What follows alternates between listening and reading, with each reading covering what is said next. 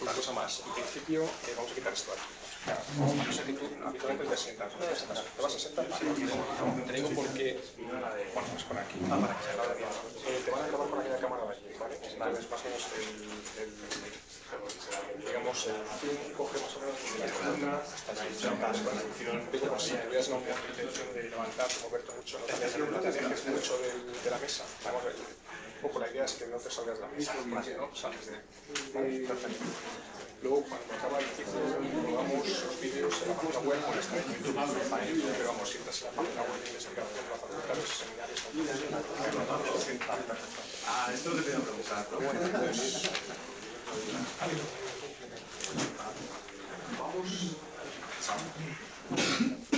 Vamos a dejar la puerta abierta porque puede hacer bastante calor si se cierra. Y vamos a empezar.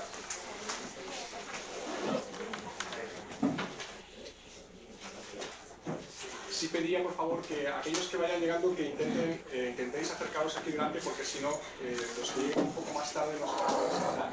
Os pediría que podáis os trasladáis aquí a las filas, a los sitios que quedan libres aquí delante. Bien, pues buenas tardes y bienvenidos a esta quinta sesión del ciclo de primavera del seminario de investigación de esta facultad. Hoy tenemos una ponencia que va a correr a cargo de Nacho Álvarez, titulada El papel de los salarios en el crecimiento de la economía española, distribución de la renta, demanda agregada y sector externo. Bueno, es una ponencia que está propuesta por el Departamento de Economía Aplicada 1. Le quiero agradecer el trabajo realizado para coordinar esta ponencia. Y Nacho Álvarez, bueno, pues es un joven investigador, bueno, pues licenciado y doctor por esta universidad, por esta facultad, en particular doctor por el programa de doctorado que ha estado funcionando durante muchos años en el Departamento de Economía Aplicada 1. Y bueno, pues tiene, a pesar de su juventud, pues tiene, digamos, ya una cierta trayectoria en tareas de investigación. Hay que decir que fue premio extraordinario de fin de carrera, de licenciatura, y que actualmente pues, es profesor ayudante doctor en el Departamento de Economía Aplicada de la Universidad de Valladolid, en el campus de Segovia. También es investigador asociado del Instituto Complutense de Estudios Internacionales, aquí en el campus de Somosaguas. Bueno, pues tiene publicado un libro junto con el profesor Fernando Luengo y Jorge Usó, titulado Fracturas y crisis en Europa, en la editorial Clave Intelectual, creo que es del año 2013. Y ha sido miembro del Consejo de Redacción de la revista Papeles de Europa, de la Universidad Complutense de Madrid, y también ha realizado diversas estancias. Bueno, el trabajo que hoy presenta aquí es un trabajo en coautoría con Jorge Usó, si no me equivoco, que también fue profesor de esta facultad. Y bueno, pues quisiera, en este caso también, dar las gracias a Nacho, que sé que además ha venido directamente desde Segovia para impartir esta ponencia. Y bueno, pues el trabajo, muy brevemente, el trabajo que van a presentar es un trabajo empírico para la economía española, que tiene como punto de partida la aportación seminal de Maduro y Martin, un artículo del año 90 en Cambridge Journal, y en el que se trata de estimar, digamos, si la economía española presenta un régimen de wage-led o un régimen de profit-led. Bueno, hay abundantes trabajos empíricos sobre esta cuestión, para el caso europeo fundamentalmente en los últimos 10 años, pero realmente poca investigación específica para el caso español. Probablemente este trabajo pues, seguramente era un intento de cubrir un poco esa laguna. Bueno, pues muchas gracias, Nacho, y tienes la palabra. Muchísimas gracias, Alfonso, por la invitación, y también a los compañeros del Departamento de Economía Aplicada 1 por acordarse de los que estamos en provincias.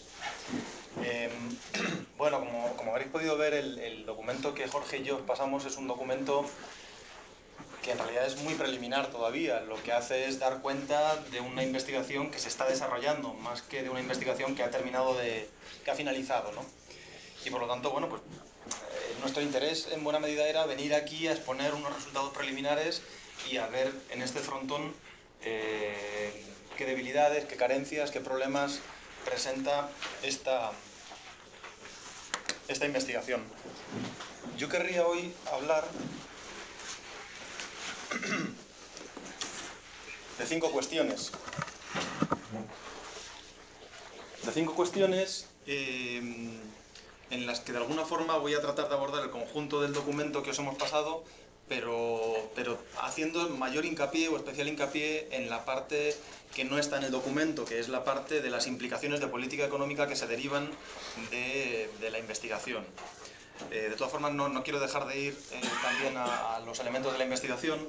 En primer lugar, hago una introducción y una revisión así rápida del planteamiento general para ver el marco teórico y la metodología. En segundo lugar, los resultados preliminares, ya digo, de la investigación. En tercer lugar, y en cuarto y quinto lugar, un análisis un pelín, una incursión un pelín más detallada, sin ser todavía una incursión sólida, yo creo, en el caso español. Y por último, ¿qué implicaciones se derivan de esto? Es decir, desde el punto de vista de la política económica, el hecho de que una economía pueda ser caracterizada como wage-led o profit-led resulta en este momento además determinante, ¿no? porque establece de alguna forma un determinado criterio de validación sobre la política económica que en el conjunto de las economías de la zona euro se está desarrollando. Bien, respecto a la introducción y el planteamiento general, ¿cuál era nuestra duda inicial? Bueno, nuestra duda inicial es la duda que en el fondo se han planteado múltiples economistas a partir del propio modelo de Badur y Margolin, y no solo a partir de ese modelo, pero en los últimos años especialmente, que es, teniendo en cuenta que la distribución de la renta se ha modificado sustancialmente en los últimos años, la distribución de la renta funcional, me refiero, entre salarios y beneficios, ¿tiene esto algún impacto no solo en la crisis, que ya ha sido un tema ampliamente abordado y estudiado, sino tiene esto algún impacto más allá de la crisis en la capacidad, las posibilidades de crecimiento como consecuencia de la articulación de un determinado régimen de demanda agregada? Bien, pues como sois conscientes, la literatura especializada en los últimos 10 años ha abordado la caracterización de este problema en torno al modelo de Badur y Margolin, clasificando a las economías como economías impulsadas por los salarios y economías impulsadas por los beneficios en función de cómo se articule este régimen de demanda agregada. En concreto, los objetivos de nuestra investigación son 3. En el documento vienen más, pero por ahora los únicos en los que hemos conseguido avanzar son 3. El primero de ellos, estimar de alguna forma el efecto que tendría un cambio en la distribución de la renta, en el peso que tienen los salarios en la renta nacional sobre la demanda agregada y por lo tanto sobre la contribución de los distintos componentes de la demanda agregada al crecimiento. Y nuestro objetivo era hacerlo de forma sistemática para el conjunto de las economías de la zona euro, para las 12 economías que iniciaron la andadura de la zona euro. ¿Por qué? Porque a pesar de que sobre esto se han escrito toneladas, básicamente, sin embargo, parece que la sistematicidad de los estudios escasea. Y tenemos que buena parte de los estudios se han centrado en las grandes economías de la OCDE, otra parte de los estudios se han centrado en algunas grandes economías europeas, las economías periféricas de Europa han quedado generalmente aisladas, algunos estudios que abordan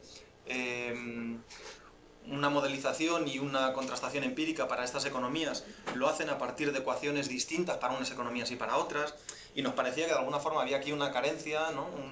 Un problema, sobre todo que además entroncaba con el interés que Jorge Usó y yo teníamos, que era el de estudiar el caso español a la luz de lo que sucede en la zona euro. Y por eso, de ahí el interés, el primer objetivo, de tratar de sistematizar de alguna forma con una misma metodología para el conjunto de los países qué es lo que sucede, cómo podemos estimar estos cambios en la distribución de la renta sobre la demanda agregada y el impacto que estos cambios en la distribución de la renta pueden tener en el crecimiento. El segundo objetivo, lógicamente, es agrupar las distintas categorías en función del resultado de las estimaciones, porque sabéis que en última instancia este debate se resuelve, y esto es uno de los grandes problemas, claro, se resuelve en el terreno econométrico, en el terreno empírico, es decir, que una economía sea wage-led o profit-led, en última instancia el debate se intenta abordar con la propia verificación empírica de cómo se ha comportado dicha economía en las últimas décadas. Y por último, que es yo creo el objetivo más incompleto por ahora, ¿es posible identificar patrones comunes? Era nuestra duda también, patrones comunes al comportamiento de las economías periféricas o centrales en Europa. ¿Existe alguna divergencia en este sentido. Ya digo que esto es seguramente lo más incompleto de la investigación que nos traemos entre manos, ¿no? Jorge y yo. Bien, no me voy a meter en el modelo, ¿no? Porque yo creo que es de sobra conocido, pero simplemente sí, para quien por si acaso alguien no lo conoce, contextualizarlo. Los salarios en la economía, y yo creo que esto cuando empezamos a estudiar economía en primero es algo como que uno vislumbra, pero hasta que no avanza un poquito más, los profes de micro y sobre todo hasta que uno estudia un poco más de macro, como que no termina de formalizarlo. Los salarios tienen un doble papel en la economía, un rol que es contradictorio y que presupone efectos distintos, diversos y opuestos sobre los distintos componentes de la demanda agregada. En primer lugar, el salario es coste para las empresas, lo cual presupone que un alza del salario influirá en la competitividad a precio y por lo tanto puede reducir la capacidad exportadora de un país. Ojo, con muchos matices. Sabemos que estamos generalizando mucho porque aquí algunos de nosotros hemos tenido la discusión sobre la competitividad. Somos muy conscientes que la competitividad está determinada por factores que van más allá y que son bastante más complejos que la variable precio, pero es indudable que el precio juega un papel en la competitividad también y por lo tanto el salario puede influir en una merma de las exportaciones, o mejor dicho, en una menor contribución del peso de las exportaciones sobre la demanda agregada. Exactamente igual, teniendo en cuenta la dimensión de coste que tienen los salarios para las empresas, la posibilidad de que se reduzca la rentabilidad y los beneficios podría influir o determinar negativamente el peso que la inversión juega en la demanda agregada y simultáneamente el consumo de los hogares que reciben rentas del capital. Y simultáneamente un incremento de los salarios, también resulta evidente, contribuye de forma positiva al consumo en los hogares cuya renta viene fundamentalmente del salario. Ahora bien, ¿qué influencia tiene todo esto sobre el PIB?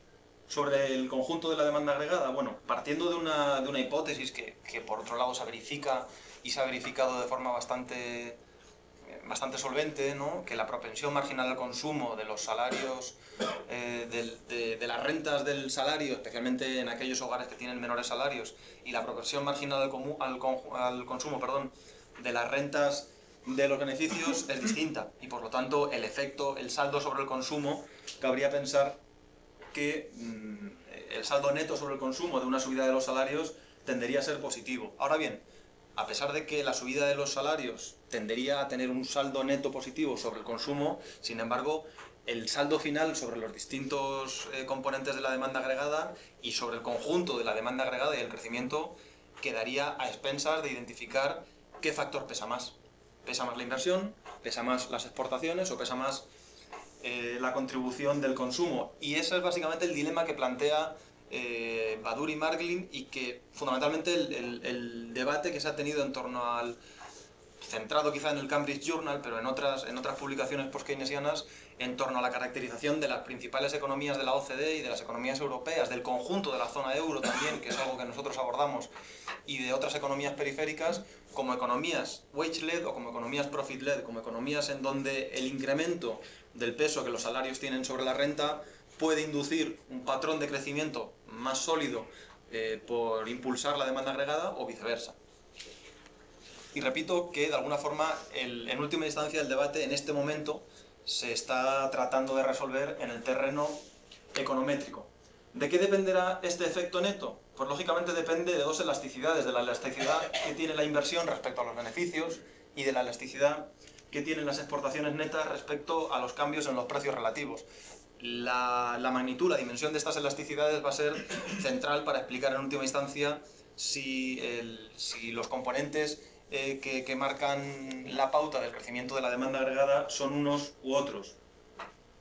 Es decir, estas elasticidades son o no suficientes para compensar el efecto expansivo sobre el consumo que tendría un incremento del peso de los salarios sobre la renta. Bien, paso a cuestiones metodológicas. Como están en el documento, simplemente las menciono y voy por encima porque están en el documento y se pueden abordar. Estimamos, en este caso Jorge y yo, una ecuación de consumo, una ecuación distinta para cada país, una ecuación de consumo, de inversión y de exportaciones, importaciones netas para cada país, con datos de AMECO para el conjunto de datos que facilita AMECO, la base de datos de la Comisión Europea, desde 1960 hasta la actualidad. con la intención de estimar coeficientes de la participación de los salarios en cada una de las ecuaciones, con la intención, lógicamente, igual que han hecho otros trabajos empíricos, de identificar las elasticidades y los efectos, por lo tanto, marginales a partir de esas elasticidades que tendría un incremento de la distribución de la renta de un punto porcentual de incremento de los salarios sobre el PIB.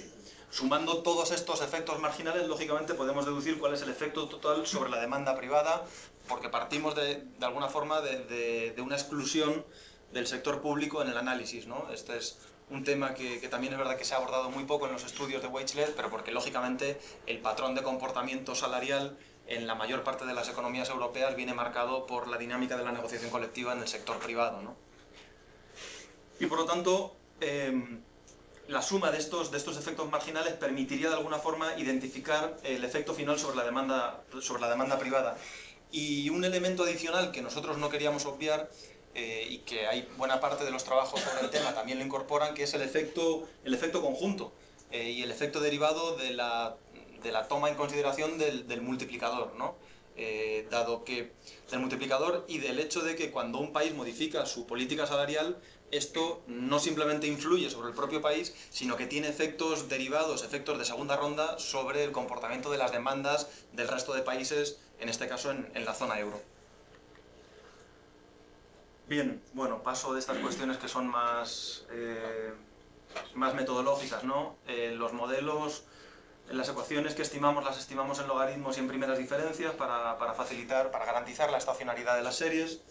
Descartamos tanto modelos de vectores autorregresivos como modelos de corrección del error, dado que, en primer lugar, vectores autorregresivos que a veces se han utilizado para estimar estas ecuaciones, a nosotros nos parece que introduce una complejidad añadida, innecesaria además desde el punto de vista econométrico, porque el estimar ecuaciones únicas para cada uno de los países con mínimos cuadrados ordinarios facilita mucho la lectura, la interpretación económica, dado que te da directamente las elasticidades, ¿no? Y lo otro, pensamos que estas ecuaciones simultáneas no aportan gran información y solvencia al trabajo. Y en tanto en cuanto no teníamos problemas de cointegración en los test que le pasábamos a las series, pues tampoco utilizábamos modelos de corrección del error. Aunque sobre esto os encontraréis trabajos que hacen una cosa, la contraria, la de más allá, y utilizan técnicas distintas de alguna forma para tratar de solucionar los problemas de cointegración cuando aparecen. ¿De acuerdo? Controlábamos en todo caso la autocorrelación y la heterocedisticidad incorporando, cuando se detectaban, en las ecuaciones que se detectaban, pues un término autorregresivo de primer orden y errores robustos para solucionar la heterocedisticidad, y controlábamos también con un test de Shou la posibilidad de que hubiera cambios estructurales en las series, ¿no? Porque teníamos la hipótesis inicial de que el comportamiento en el conjunto de la zona euro podía modificarse en el año 2000. Básicamente la introducción de la moneda única podía haber generado una modificación en los patrones que pretendíamos estimar, ¿no? Después, viendo los resultados que nos daban los test de cambio estructural, veíamos que no había desde luego un cambio significativo en ese año, ¿no? Bueno, las distintas funciones no me meto en ellas, simplemente señalo los factores que las determinan en cada uno de los casos, las tenéis en el documento y después podemos ir con más calma en la discusión, pero básicamente, y para no entretener mucho el tema, utilizamos fundamentalmente los factores determinantes que la literatura al uso utiliza, es decir, la función de consumo la estimamos en función de los salarios y en función de los beneficios, identificando lógicamente distintas propensiones marginales al consumo en función de rentas salariales o rentas de los beneficios. La función de inversión viene determinada por la renta y por los beneficios empresariales. La función de precios nacionales para cada uno de los países es función, todas ellas, lógicamente, como primeras diferencias de los logaritmos, ¿no? Decía, la de precios es función de los costes laborales unitarios y de los precios de importación. Las de los precios de exportación es función exactamente igual de los costes laborales unitarios y de los precios de importación.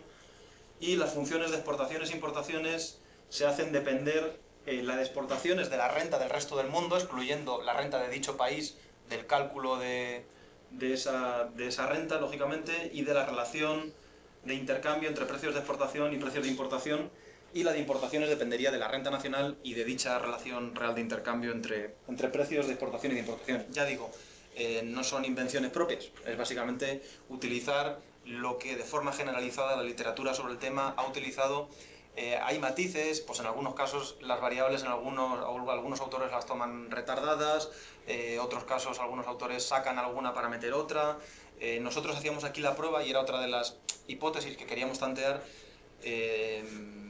la prueba de introducir una variable para el caso español y para la función de consumo relacionada con el crecimiento del crédito al sector privado. Es decir, los modelos wage-led, profit-led, de alguna forma han sido un tanto autistas a la dinámica de sobreendeudamiento, en particular de las economías periféricas, y queríamos, por lo tanto, testar la posibilidad de incluir una nueva variable en la primera de las ecuaciones, que es lo que hacemos después.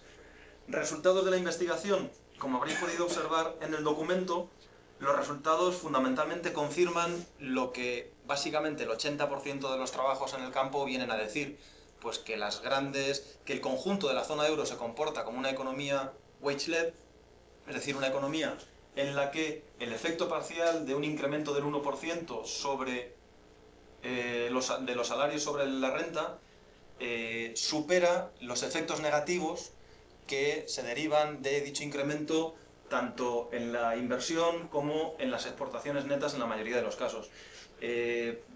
Ofrezco dos tablas, esta y una segunda. En esta primera tabla, el cálculo del multiplicador, la acción de segunda ronda del multiplicador no estaría incluida. Cuando incorporamos la acción del multiplicador en el cálculo, en la estimación de las funciones, el efecto wage-led, por así decirlo, se fortalece, ¿no? Esto no son coeficientes, se entiende, ¿no? Son los efectos marginales calculados a partir de las elasticidades, de los coeficientes. Y decía, cuando incorporamos cuando calculamos e incorporamos en el cálculo el efecto del multiplicador, lo que observamos es que el carácter wage-led, ¿no? El efecto total que tiene una subida, un incremento de un 1% de los salarios sobre la renta, es un efecto positivo sobre el conjunto de la demanda agregada, sobre el crecimiento económico para el conjunto de los países de la zona euro. ¿Qué economías aparecen como economías profit-led?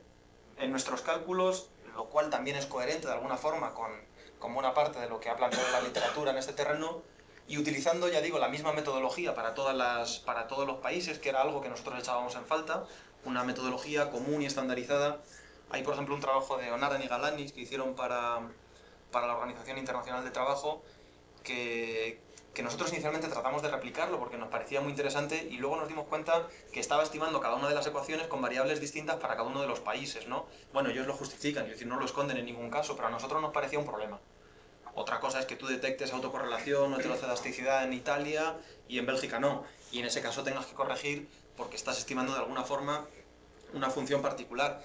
Pero el hecho de utilizar en unos casos variables retardadas y en otros no, nos parecía, bueno, que podía tener justificación, pero que de alguna forma impedía una metodología un poco más estandarizada, ¿no?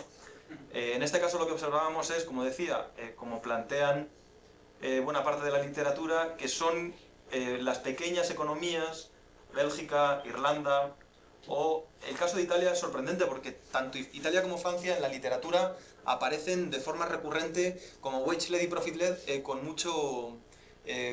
mucha asiduidad. Quiero decir, así como otras economías, pues está más claro. Sin embargo, con esas yo creo que habría que investigar un poco mejor qué está pasando con los sectores exportadores de esas economías y cuál es su reacción a los cambios en los precios de exportación, ¿no? Pero en todo caso, el caso de Bélgica e Irlanda nos parecía evidente, pequeñas economías en donde las exportaciones juegan un peso fuerte y que por lo tanto son más dependientes de lo que sucede en su entorno que el resto de las grandes economías europeas, que experimentan básicamente un efecto positivo. Bien. El caso español.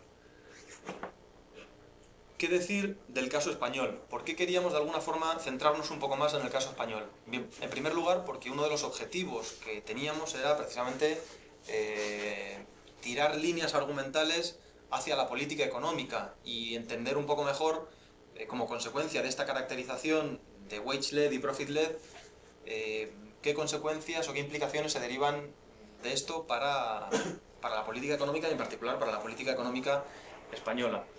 Cuando empezamos a analizar el caso español con un poco más de detalle, lo primero que vimos fue, de alguna forma, algo que nos llamaba la atención. Aquí tenéis en el gráfico la evolución del peso de la distribución funcional de la renta en rojo, el peso de los salarios sobre el PIB, recogido en el eje derecho, y la evolución del consumo privado en niveles. Y lo que veíamos era que por qué en el caso de la economía española la profundización de una distribución regresiva de la renta de alguna forma no se había traducido en una caída del consumo, o lógicamente en una caída no, estamos hablando en niveles, pero sí al menos en su estancamiento. En realidad, si mirásemos a este gráfico para otros muchos países, veríamos algo similar, ¿no? La evolución, el carácter regresivo en la distribución de la renta es común al conjunto de los países de la OCDE. El crecimiento del consumo ha sido distinto, pero en el caso español, en donde la pérdida, la erosión que han sufrido los salarios en la distribución de la renta ha sido mayor que en otras economías, esto nos contrastaba y nos chocaba con el hecho de que el crecimiento del consumo haya sido mayor que en otras economías, ¿no? Y de alguna forma planteábamos tres posibilidades. ¿Es España una economía profit-led? Fue la primera pregunta. Bueno, es que puede que España sea una economía profit-led y entonces la profundización del carácter regresivo en la distribución de la renta tenga como consecuencia el crecimiento económico. Según fuimos adentrándonos en los datos y en las estimaciones, llegamos un poco a la conclusión de que esta hipótesis teníamos que descartarla, ¿no? Y después planteamos una segunda posibilidad, una segunda y una tercera posibilidad que de alguna forma son los factores que entendemos que se sitúan detrás de la explicación de este fenómeno en España, ¿no? En primer lugar, el hecho de la distribución, de explicar un poco mejor la distribución, la pérdida de peso de los salarios en la renta. Habitualmente se tiende a explicar la pérdida que han sufrido los salarios en la renta como el diferencial en el crecimiento experimentado por los salarios y la productividad.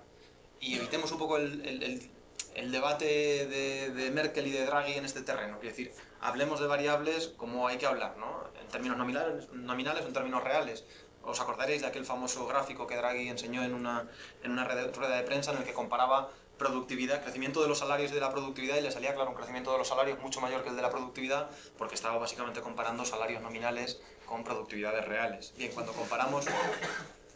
Bueno, quiero decir, no era trampa tampoco, o sea, bueno, era bastante tramposo, pero de alguna forma trataba de identificar un componente de la competitividad, tratando de focalizar el conjunto del análisis de los desequilibrios externos en ese componente, los salarios nominales, cuando, bueno, la competitividad de un país es bastante más complejo y además, hombre, el salario nominal y el coste laboral unitario puede ayudar a entender la evolución de la competitividad-precio, pero claro, si lo relacionamos ya con la productividad, el análisis se nos vuelve un poco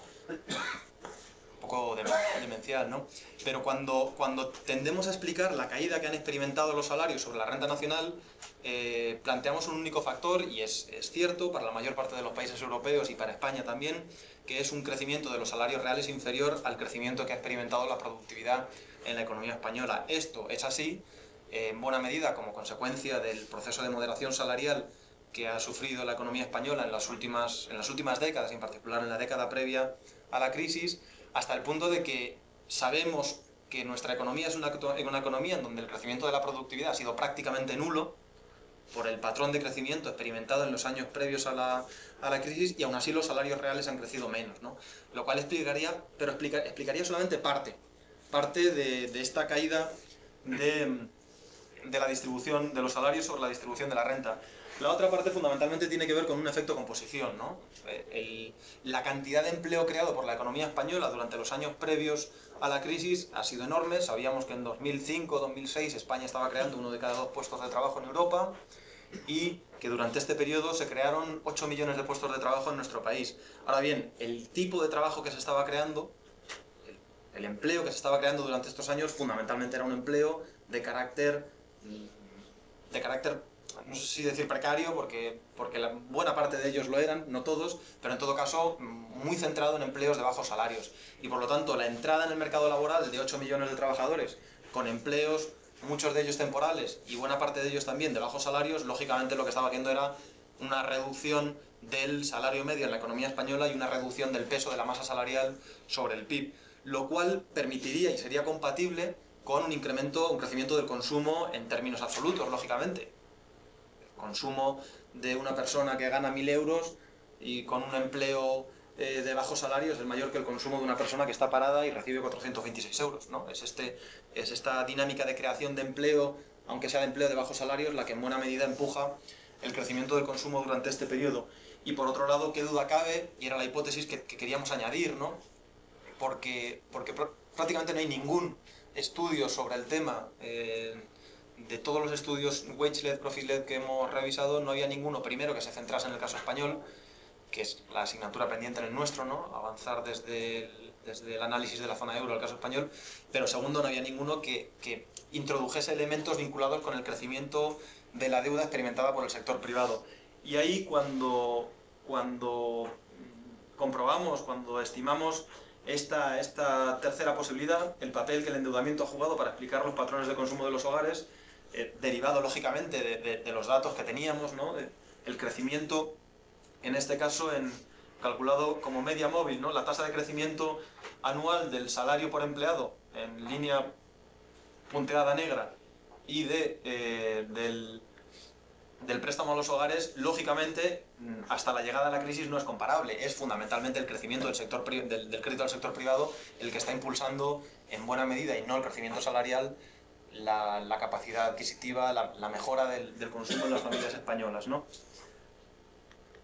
Cuando incluíamos en nuestra función de consumo, además del peso de los salarios y del peso de los beneficios, para identificar las propensiones marginales al consumo de los hogares asalariados y de los hogares que reciben rentas del capital, e incorporábamos la deuda, el crédito al sector privado, lo que veíamos lógicamente es, y perdonad que ponga las tablas así en bruto, lo que veíamos es que con datos trimestrales de la economía española desde el 96 al 2007, estos dos coeficientes, el coeficiente de salarios y el coeficiente de beneficios, son positivos y significativos, y por lo tanto, bien, la hipótesis inicial de la economía española como economía wage-led a la que el consumo contribuye, en este caso no podemos ver que es wage-led, simplemente vemos la función de consumo, pero en todo caso en el que el consumo contribuye positivamente, se veía reforzada al incorporar en la misma ecuación un coeficiente de deuda que era positivo y significativo e incrementaba la capacidad explicativa de la función de consumo. Por lo tanto, esto invita de alguna forma a que en la investigación se incorporen para los distintos países, lo que permitiría dar una pista de diferencias entre países periféricos y países centrales, seguramente, coeficientes vinculados con la dinámica de endeudamiento del sector privado.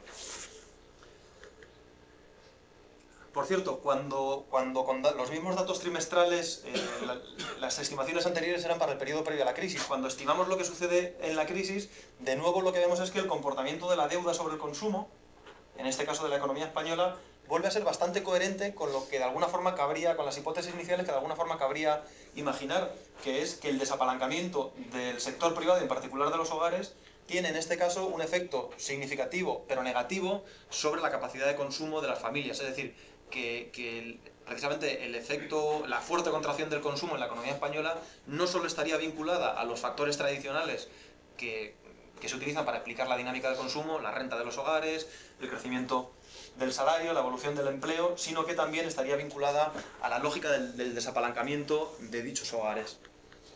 Bien, vamos a la parte que de alguna forma quería enfatizar más, ¿no? Que es, si esta investigación, que ya digo, todavía es preliminar, en la que Jorge y yo vamos un poco con la lengua afuera por mezclarlo con otras tareas, y en la que parece que se empieza a entrever de alguna forma una caracterización del conjunto de la zona euro como economía wage-led, de la economía española como también economía wage-led, y no solo tomada por sí sola, sino lo que es fundamental en Europa, ¿no? Teniendo en cuenta que 2/3 del comercio internacional en Europa y del comercio español es intracomunitario, cuando tenemos en cuenta los efectos multiplicadores y los efectos que se derivan del comercio internacional al interior de la zona euro, este carácter wage-led se refuerza. Bien, teniendo en cuenta todo eso, y si finalmente nuestra investigación permite confirmar lo que de alguna forma el 80% de las investigaciones en el terreno han venido a decir, en este caso también para la economía española, que es la ausente en estos estudios, ¿qué implicaciones se derivarían de ello para la política económica? Bueno, la primera implicación que se derivaría es una comprensión un poco más nítida y más clara del fracaso de la política de devaluación salarial.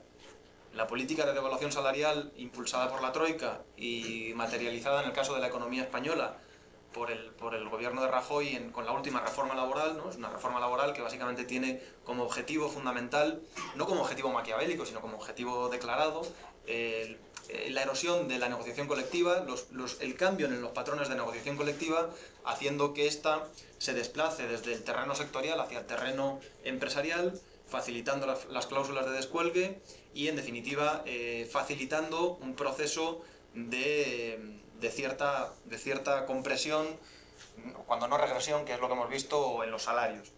Bien, ¿qué efecto tendría esto a la luz de la caracterización de la economía española como una economía wage-led? Bueno, pues sería bastante coherente con el efecto que hemos visto. A partir de la aplicación de estas medidas, fundamentalmente a partir de 2012, el crecimiento en rojo de las exportaciones, de la demanda externa y de las exportaciones, permitiría entender la contribución positiva de dicho componente de la demanda agregada sobre el crecimiento, pero como lógicamente el efecto que la devaluación interna tiene en una economía wage-led pesa más que la contribución de la inversión y de las exportaciones al sector externo, sería la demanda doméstica, la demanda interna, la que habría determinado en los años 2012 y 2013, también anteriormente, la evolución negativa del crecimiento. Fijaos, porque volveremos después, como en 2014 lo que tenemos es algo más complejo, ¿no? Seguramente más complejo que decir simplemente el fracaso de la política de devaluación salarial, pero desde luego más complejo también que decir que el recorte salarial es lo que ha permitido el crecimiento económico experimentado en 2014. Ahora me referiré a eso, pero en todo caso permite entender mejor esta caracterización de economías wage-led y profit-led, lo que ha tenido lugar, lo que ha sucedido en la economía española en los últimos años. En parte comprensible porque el patrón de contracción salarial no ha sido homogéneo. Quiero decir, la reducción de los salarios ha incrementado la desigualdad en la distribución de la renta entre las rentas del trabajo y rentas del capital, pero al interior de las rentas del trabajo también ha incrementado la desigualdad, fundamentalmente porque la contracción salarial se ha hecho por la vía de la erosión en los convenios, de la erosión fundamentalmente en la cantidad de gente que está sujeta a un convenio colectivo en nuestro país y en concreto la cantidad de gente que, aun estando sujeta a un convenio colectivo, el convenio colectivo es operativo en el terreno salarial. Hay en este momento miles de empresas, decenas de sectores en donde los convenios colectivos siguen en pie, lógicamente, se siguen negociando, pero las cláusulas de descuelgue hacen que el patrón de crecimiento salarial haya quedado fuera de los convenios y por lo tanto esto lógicamente afecta en mayor medida a determinadas decilas, a determinados grupos de trabajadores. La congelación salarial y el retroceso salarial se ha centrado particularmente en las decilas de trabajadores, de asalariados con menores ingresos, como ya han demostrado por otra parte 2 o 3 estudios distintos, del Banco de España, de FEDEA y de comisiones obreras. Y permite entender también la caracterización wage-led y profit-led, otro elemento que ha sido, no sé si podría decir sorprendente, pero bueno, que ha formado parte de lo que ha sucedido en la economía española en los últimos años, como para tratar de entender mejor el patrón de devaluación salarial en nuestro país, que es que la devaluación de los salarios, el recorte de los salarios, aun dando por bueno y por válido, que yo creo que varios en esta sala lo criticaríamos intensamente, que la reducción de los precios se transforma inmediatamente, ¿no?, a renglón seguido, en una mejora de la competitividad empresarial y de la competitividad del país en los mercados internacionales, como si toda la competitividad recayera en el efecto precio, pero incluso cuando observamos lo que ha pasado con la evolución,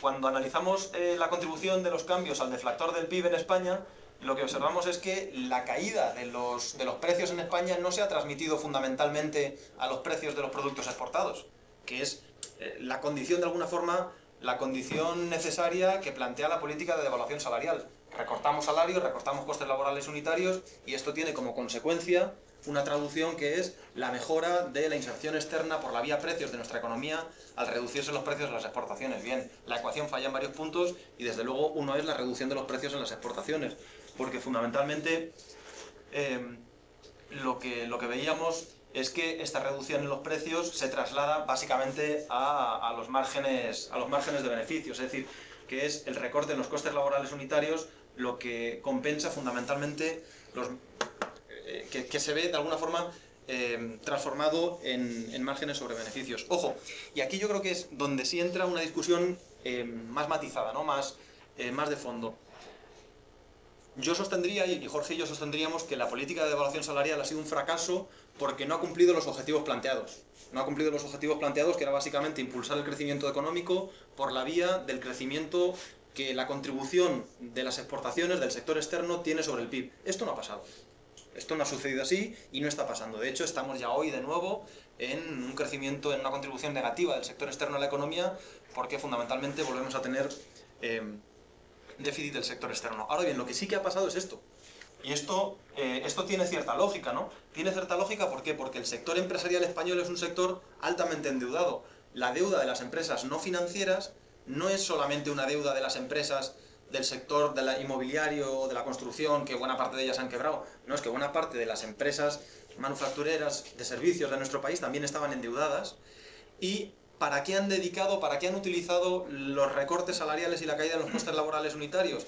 De acuerdo, es cierto que no las han utilizado, particularmente en el sector exportador, para un recorte en los precios de las exportaciones, se han utilizado fundamentalmente para un crecimiento de los márgenes, y este crecimiento de los márgenes básicamente está vinculado con la necesidad de desapalancamiento en una economía en plena recesión de balances. Es decir, tenemos a hogares desapalancándose, como veíamos en la función de consumo, por lo tanto cerrando sus gastos en consumo, y a empresas desapalancándose, por lo tanto utilizando los recortes salariales no para reducir sus precios y ampliar su cuota de mercado en los mercados internacionales, sino básicamente para reducir su nivel de deuda. Y esto en parte se ha traducido en una mejora de la inversión empresarial. Es decir, ha habido una cierta recuperación de la inversión empresarial. Jorge y yo sostendríamos, no lo hacemos en esta investigación, pero lo hemos planteado en otros trabajos, que en realidad esta mejora de la inversión empresarial en España, que tiene un efecto rebote muy coyuntural, por ahora, ya veremos posteriormente, en realidad difícilmente va a poder consolidarse en un marco de falta de demanda como el actual.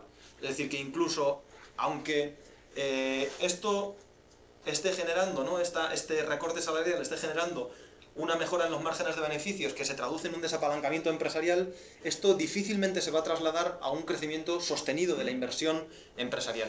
Fundamentalmente porque la dificultad fundamental de las empresas, una vez superados sus problemas de fuerte apalancamiento, va a seguir en el mercado de bienes y en el mercado de servicios como consecuencia de una demanda que es débil y que ahora ya no puede volver a ser superada como fue superada en los años previos a la crisis con apelación al crédito en el sector privado. Básicamente porque tenemos al sector privado hasta las cejas de crédito todavía, ¿no? Y de hecho, cuando observamos en el año 2014 qué es lo que está determinando el crecimiento económico en España, ¿no?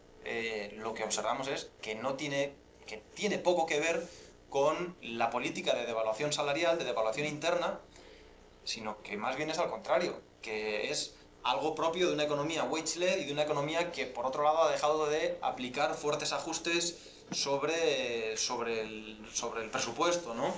Una economía en la que de nuevo se vuelven a experimentar crecimientos positivos en datos trimestrales sobre el consumo del sector público y sobre el consumo de los hogares, es fundamentalmente una economía que ha podido recuperar parte de su aliento, pero debido a esto, no debido al factor positivo del crecimiento de la contribución del sector externo sobre la economía. Es decir, que los elementos que en este momento están pesando sobre la recuperación económica española tienen, desde nuestro punto de vista, bastante poco que ver con las implicaciones que se derivarían de que la economía española realmente fuera profit-led. No, es que se está produciendo esta tímida recuperación, yo diría más bien que a pesar, incluso en contra, de la política de devaluación salarial aplicada. Y aquí el debate lo conocéis en este momento, ¿no? ¿Cuáles son los factores que están impulsando? Bueno, lógicamente la recuperación del consumo público pues pasa por haber aflojado el grifo en un periodo de ciclo electoral. El crecimiento del consumo privado poco tiene que ver con la mejora o con la evolución de los salarios, ¿no? Que si acaso invitaría a pensar lo contrario, sino que más bien tendría que ver con cierta recuperación tímida todavía del empleo, pero que condiciona lógicamente esto, y fundamentalmente con una caída de la tasa de ahorro. Es decir, había el famoso efecto champán, ¿no? Había mucho gasto duradero, mucho consumo duradero contraído como consecuencia de unas expectativas muy negativas. En el momento en el que las expectativas empiezan a modificarse puntualmente, tímidamente, hay parte del consumo duradero de los hogares que había estado muy contraído, básicamente por el miedo a los despidos, que empieza de alguna forma a volver. Y otros elementos, la reducción del precio del crudo, la política de quantitative easing del Banco Central, es decir, hay elementos que están pesando que difícilmente cabría achacar, al menos en el caso de consumo de los hogares, a la política de devaluación interna. Ojo, no así en lo que tiene que ver con la recuperación de la inversión empresarial. Ahí sí sostendríamos que esa recuperación de la inversión empresarial en parte viene motivada por la propia política de devaluación salarial. Es decir, que la devaluación salarial está facilitando la transmisión de márgenes hacia la inversión, lo que pasa que nosotros pensamos que esto va a ser difícilmente consolidable precisamente como consecuencia de las políticas de ajuste fiscal por un lado y por otro lado de devaluación salarial, ¿no? En tanto en cuanto no permiten y no garantizan un entorno de demanda solvente y sólida en nuestra economía. Bien, lo siento, no me ha dado tiempo a traducirlo, así que las últimas van en inglés. Esto invitaría a pensar, ¿no?, a la luz de los elementos que hemos visto, cabría pensar en la necesidad de una nueva política salarial, en la necesidad de un nuevo patrón de distribución de la renta en primer lugar y de política salarial en segundo lugar, que de alguna forma garantice que se pone punto y final a la política de devaluación salarial y que, tomando en consideración el hecho de que España y el conjunto de las economías de la zona euro son economías wage-led, pasamos a un nuevo régimen de crecimiento salarial que facilita la salida de la crisis, la salida de la crisis solucionando además otros de los problemas que estaban previamente a la crisis, que condicionaron y determinaron el estallido de esta y que se han agravado, como son básicamente las desigualdades en la distribución funcional, pero también en la distribución personal de la renta, y que por lo tanto exigen no solo un cambio en la política fiscal, sino seguramente también, para que este cambio sea completo, un cambio en la política salarial. ¿En qué dirección? ¿O por qué motivos, mejor dicho, en primer lugar? Pues en primer lugar porque es necesario prevenir el escenario de deflación del que no se termina de alejar Europa, ¿no? Es un escenario sobre el que seguimos caminando en los últimos años y del que no nos terminamos de alejar, y en buena medida esto viene dado porque el carácter preventivo que tenía la negociación colectiva sobre los escenarios deflacionistas ha desaparecido y por lo tanto hace aparición esta posibilidad como consecuencia de las políticas que se han derivado y que se han seguido y como consecuencia de las reformas laborales aplicadas. Reducir los desequilibrios externos en la zona euro constituye otra de las prioridades. En cuanto España vuelve a crecer, y es lo que observamos hoy día, volvemos a un saldo deficitario en nuestra balanza de pagos. Pero en buena medida los saldos superavitarios y deficitarios en la zona euro tienen una dimensión especular invertida, y por lo tanto necesitamos articular una política salarial seguramente coordinada que permita poner también elementos de control a estos desequilibrios externos. Necesitamos lógicamente superar la falta de demanda agregada en nuestras economías, especialmente en las economías del centro. Lo que hemos vivido en el periodo previo a la crisis es una falta de demanda, pero una falta de demanda fundamentalmente en el corazón de la eurozona y especialmente en Alemania, ¿no?, que ha vivido la particularidad de tener una contribución de su demanda externa al crecimiento mayor que la contribución de su demanda interna. Esto no había sucedido, no ya en Europa, no había sucedido en Alemania nunca. En la década de los 80 no sucede en Alemania, en la década de los 90 no sucede en Alemania, y empieza a suceder con la entrada en la moneda común, con la entrada en el euro. Y en último lugar, con el objetivo también de reducir las desigualdades salariales y sociales. ¿Qué instrumentos, qué posibles instrumentos se pueden abordar en esta dirección? Planteo instrumentos a distintos niveles. Planteo instrumentos a niveles nacionales y a niveles supranacionales. En primer lugar, lógicamente, el abandono de la política de devaluación salarial. En segundo lugar, la restauración de un marco de negociación colectiva más equilibrado en los países periféricos. Todos ellos, Portugal, España, Grecia, han sufrido importantes reformas laborales que han desequilibrado un marco de negociación colectiva que ya de por sí tenía ciertos desequilibrios. Pensemos que en el caso español han salido de la negociación colectiva 4 millones de trabajadores en el último año y medio. 4 millones de trabajadores salen de la negociación colectiva salarial. Esto, lógicamente, constituye un cambio sin precedentes en los patrones de negociación colectiva y en los patrones institucionales de regulación de nuestro mercado de trabajo en las últimas décadas. La instauración de un salario mínimo europeo, algo que de alguna forma los sindicatos alemanes y algunos sectores, incluso del propio SPD alemán, están poniendo sobre la mesa, puede constituir un elemento que de alguna forma garantice, siempre y cuando se identifique cuál tiene que ser ese nivel, ¿no? A mí, por ejemplo, el nivel que plantea la Carta Social de la Unión Europea, que es el 60% del salario medio del país, seguramente sea un nivel relevante para establecer esos patrones a nivel europeo. Aquí, de nuevo, es una medida conflictiva, ¿no? Por ejemplo, los sindicatos nórdicos no quieren ni oír hablar de esto, claro, pero ni oír hablar, porque de alguna forma es contradictorio con sus propios patrones de negociación colectiva y con su propia pauta salarial. Pero en todo caso, que se aproximen los salarios mínimos. Si no hay un salario mínimo estandarizado, por lo menos que se aproximen los salarios mínimos nacionales a esa referencia que establece la Carta Social de la Unión Europea, sería lo lógico y lo deseable. Ya digo, no solo por una cuestión de justicia social, sino por una cuestión fundamentalmente de recuperación de la demanda agregada y de posibilidad de crecimiento sostenido en el futuro. Por concretar, esto en España se traduciría en un salario mínimo de en torno a los 950 euros mensuales.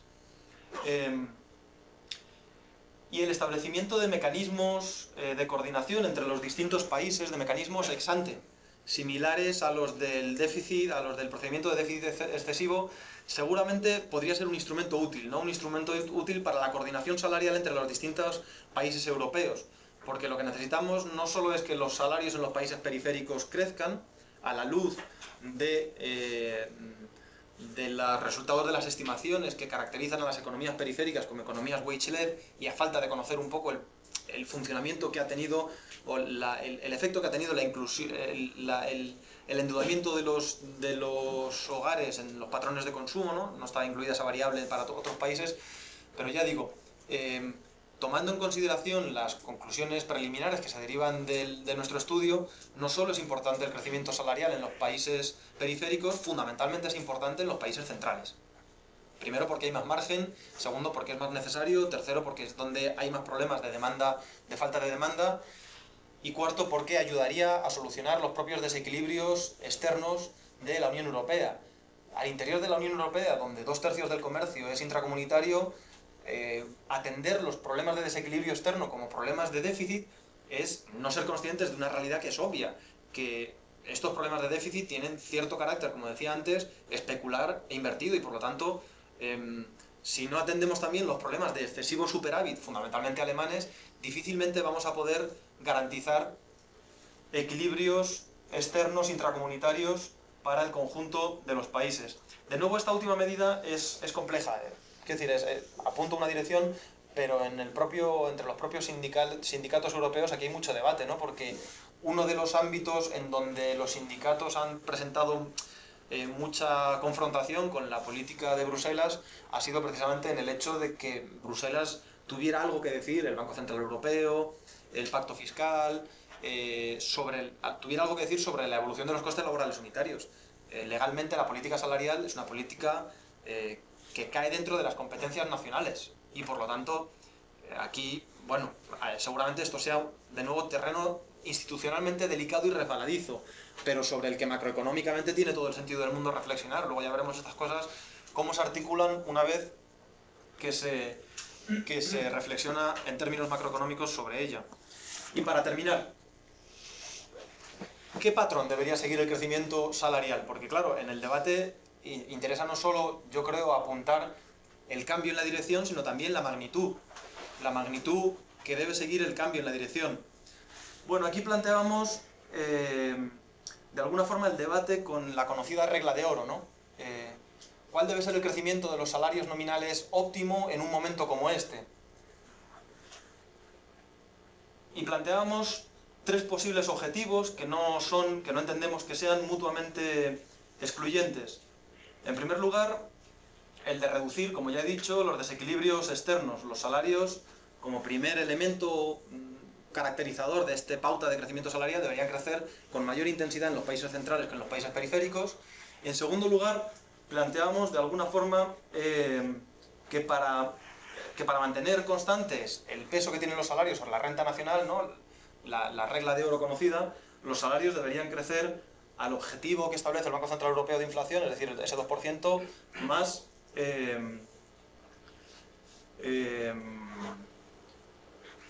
que deberían crecer al ritmo de la productividad más el objetivo de inflación del Banco Central Europeo. Es decir, el crecimiento de la productividad más el ritmo de inflación permitiría el establecimiento de un crecimiento constante del peso de los salarios sobre la renta. ¿Qué es lo que sucede? Que es que ya partimos de niveles de demanda agregada relativamente bajos, en este momento muy bajos, y por lo tanto si lo que necesitamos y lo que queremos es invertir el patrón que ha seguido la distribución de la renta en las últimas décadas y por lo tanto revertir la caída que han experimentado los salarios sobre la renta nacional, seguramente necesitemos una medida transitoria que vaya más allá de la regla de oro y que durante al menos un periodo permita que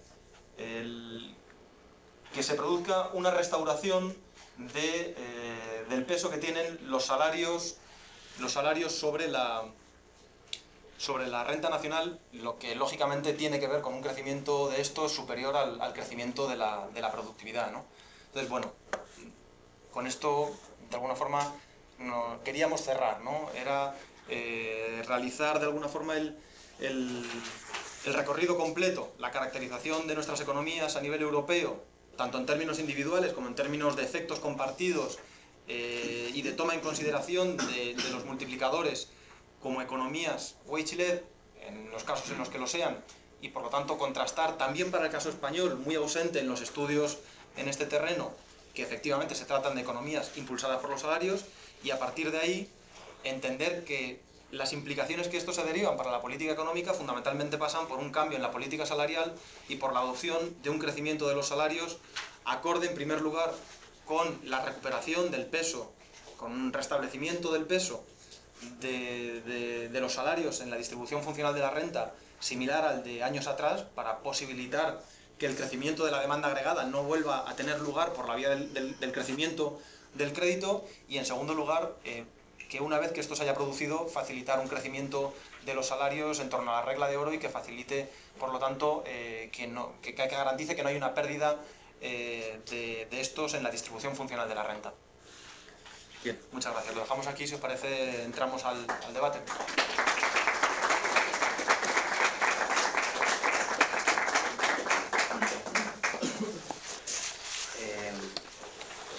Bueno, pues muchas gracias, Nacho. Bueno, evidentemente yo no soy Alfonso, que ha presentado antes a Nacho, que Alfonso, el vicedecano, se ha tenido que ir. Me ha dejado aquí a mí a cargo de moderar un poco el debate. Doy la palabra en primer lugar a Luis Cárdenas, que hará, como se dice ahora, de discasa, se dice, ¿no? Bueno, de comentarista de la presentación de Nacho. Solamente te pido, Luis, que por favor seas todo lo breve que puedas, sobre todo pensando en no robar demasiado tiempo, digamos, al resto de la audiencia, que seguro que está deseando hacer todo tipo de preguntas y no tenemos demasiado tiempo. En principio la idea es que no terminemos más allá de las 5 menos cuarto. ¿De acuerdo? Muy bien, muchas gracias. Bueno, enhorabuena por el trabajo y por la presentación, que me ha resultado muy interesante y muy sugerente. La primera pregunta es, ¿no?, sobre esa posibilidad de que parte de la literatura ha señalado que era necesario un New Deal a nivel global, ¿no? Que necesitaba cierta coordinación entre los países más relacionados por el comercio exterior para potenciar todo ese efecto del crecimiento wage-led. Pero hemos visto que en España, por ejemplo, no tenía efecto negativo el crecimiento salarial sobre las exportaciones netas. Entonces, ¿sería posible esa estrategia de crecimiento que ahora has señalado a nivel nacional exclusivamente? La segunda pregunta, ¿no?, era sobre el comercio exterior también, que las exportaciones netas son muy procíclicas, ¿no? El saldo comercial es muy contracíclico, las exportaciones netas crecen mucho cuando hay recesión y disminuyen mucho cuando crece el PIB, ¿no? Entonces, ¿qué política comercial e industrial se podría coordinar, se podría aplicar mediante el crecimiento salarial, precisamente, por ejemplo, mediante salarios de eficiencia, que fomentaran la introducción de innovaciones y el crecimiento de la productividad real, que diera una ventaja de competitividad por la vía de la ventaja competitiva, digamos, del liderazgo de diferenciación de productos? Y la última era sobre, ¿no?, la sensitividad de la inversión. Vemos que España, por ejemplo, era el tercer país que más sensible era, ¿no?, a los cambios de la distribución funcional de la renta. Y bueno, ya Badura y Marlin sostuvieron, ¿no?, que una estrategia de crecimiento salarial necesitaba de esa reducción de la sensitividad de la inversión y por qué canales se podría realizar esa reducción. Por ejemplo, mediante banca pública o mediante un incremento de la inversión estatal o de la participación de los trabajadores en las decisiones de inversión de las empresas. Y ya. Bueno, Luis, cuando te he dicho que intentara ser breve no pensaba que lo fuera a ser tanto. Estupendo. La idea sería, luego en el turno de preguntas, reunir varias preguntas para que Nacho conteste, pero en este caso, como Luis ha lanzado varias juntas, yo creo que quizá lo mejor sea que contestes en lo que puedas. Vale. Ahora, Luis, y luego ya abrimos varias rondas de preguntas. Y aprovecho también, que no lo he hecho antes, para unirme a las felicitaciones, porque a mí también me ha parecido la presentación estupenda y muy sugerente, y de hecho yo también tengo aquí alguna cosa apuntada, pero bueno, como seguro que hay muchas otras, te las hago luego cuando terminemos. La verdad es que yo voy a ser todavía más breve que Luis, porque en sus preguntas están casi las respuestas, ¿no? Primero creo que identificas, a mí me parece que me hacen pensar sobre los elementos clave, ¿no?, de este asunto. En primer lugar, el New Deal para Europa es algo que en realidad en España hablamos poco de eso y se habla muy poco y no está en el debate público, pero sin embargo entre los economistas europeos y en otros países es en este momento el corazón del debate económico, ¿no? ¿Qué tipo de New Deal y con qué coordinación permitiría sacar? Lo que pasa es que fundamentalmente vinculado a la política fiscal, ¿no? Es verdad que se debate menos en el terreno salarial, pero me parece evidente que es una necesidad. Es una necesidad porque permitiría no solo atender los problemas de demanda agregada, sino también reducir los desequilibrios externos si se hiciera de forma coordinada. Pero estoy de acuerdo contigo, yo creo que en este caso también se pueden dar pasos unilaterales. Es decir, es que lo que comprobamos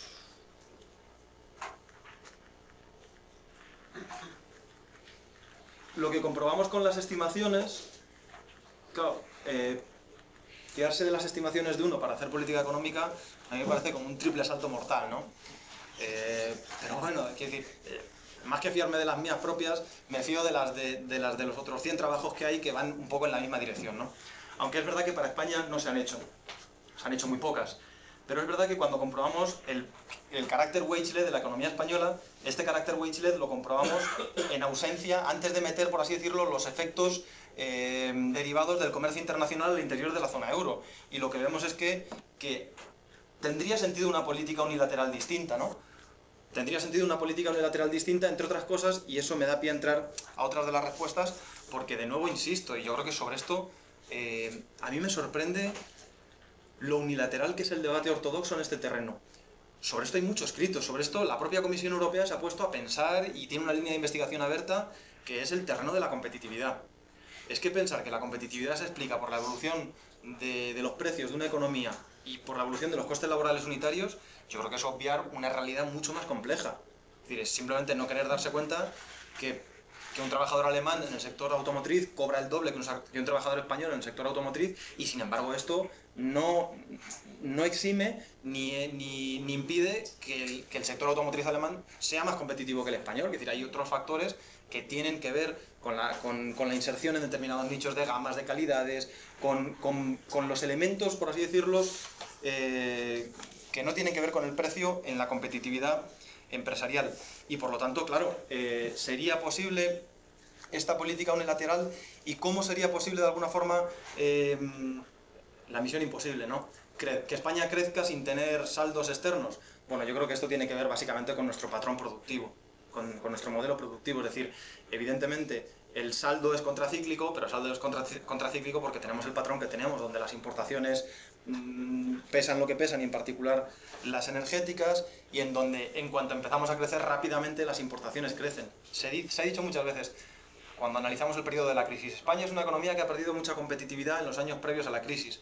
Yo estoy de acuerdo, ha perdido parte de la competitividad, pero analicémoslo bien, porque si lo que vemos es el crecimiento global de las exportaciones o la cuota exportadora sobre el mercado mundial, España más o menos ha mantenido constante. Es decir, no hay una pérdida de competitividad. ¿A qué llamamos pérdida de competitividad? A un crecimiento de los costes laborales unitarios españoles por encima de la media. Bueno, pues es que en realidad,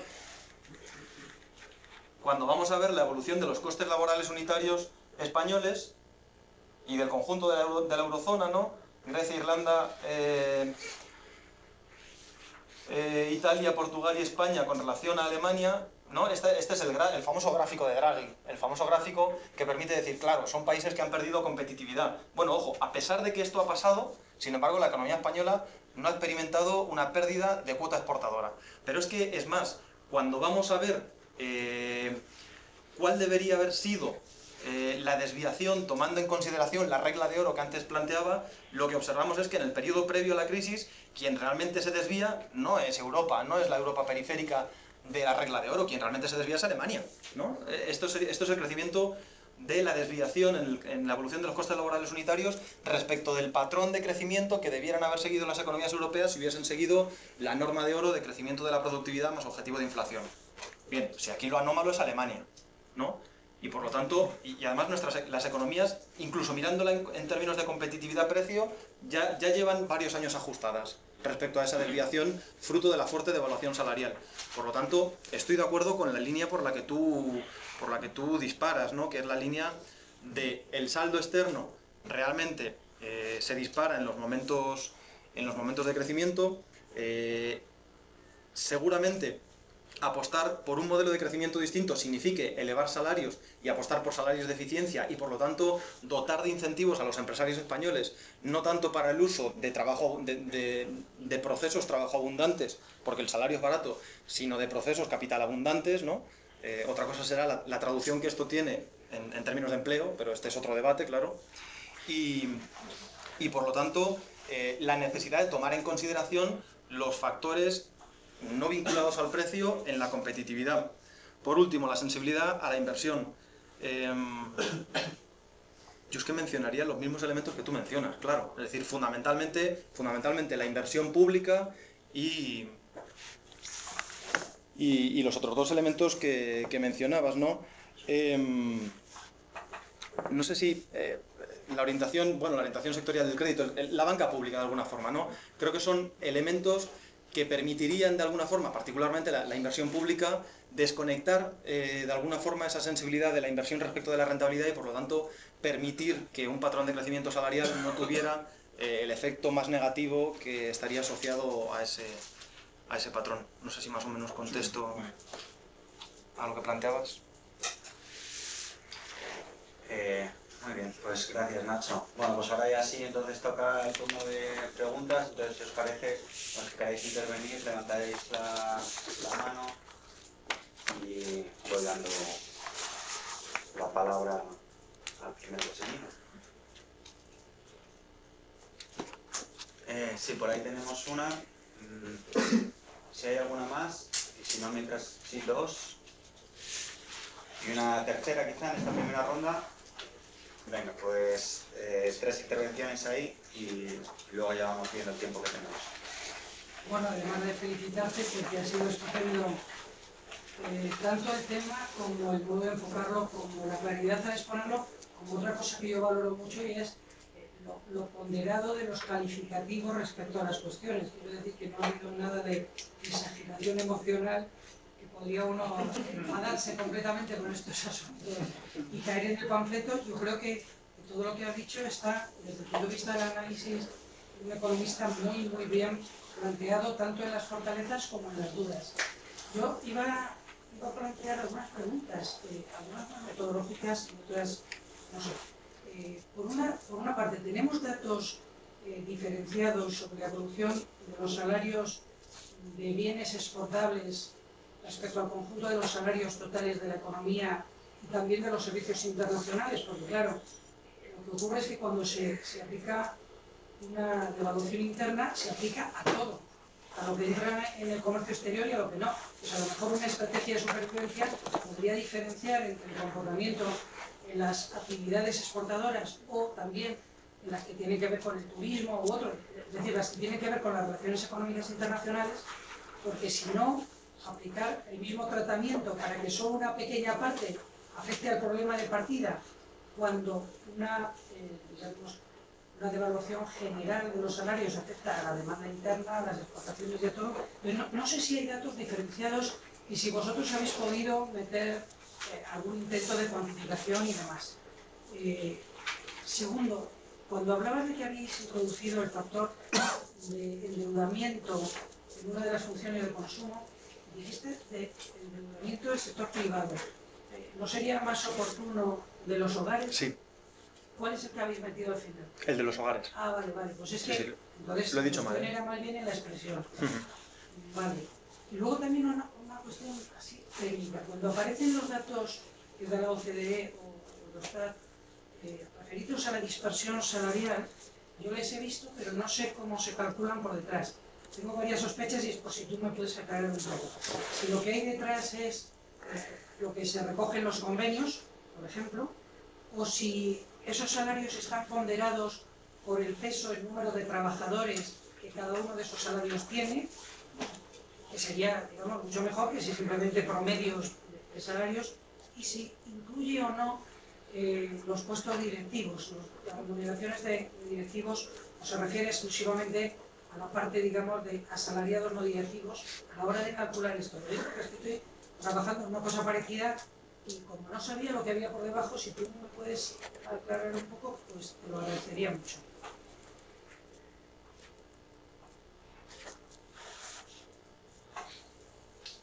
Bien, Pablo.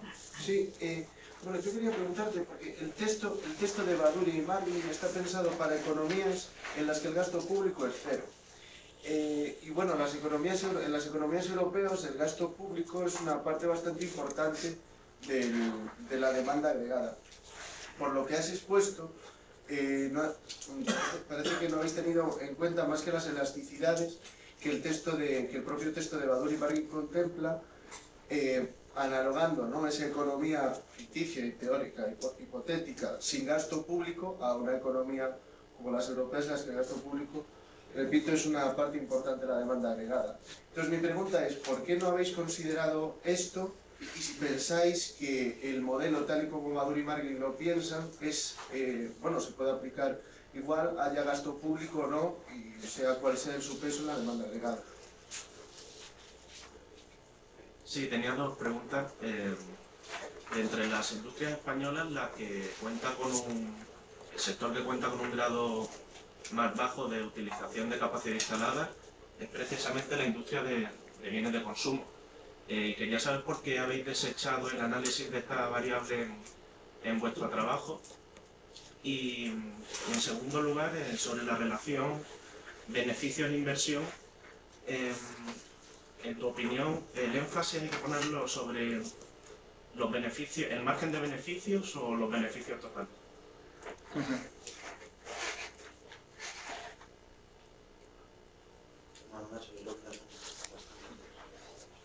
Lo malo de someterse a esto es que... Sí, esto es casi un interrogatorio. Es un interrogatorio casi policial. Se admiten y muy difícil. De forma breve, pero también se admiten opiniones. Porque si no... No, quiero decir, a mí me gusta mucho porque te hace pensar en cosas que de pronto dices, ostras, pues no, pues si yo en realidad he replicado lo que hacen los demás, ¿no?